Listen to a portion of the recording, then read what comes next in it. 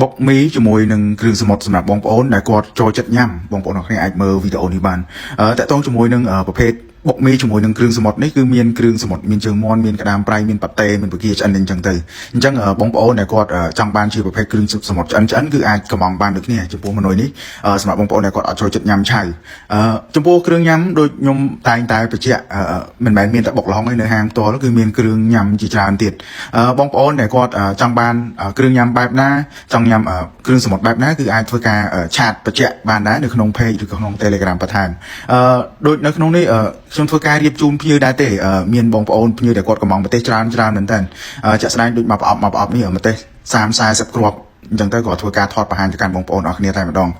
ចំពោះគ្រឿងសមុទ្រវិញគឺថាថ្មីស្រស់រាល់ថ្ងៃ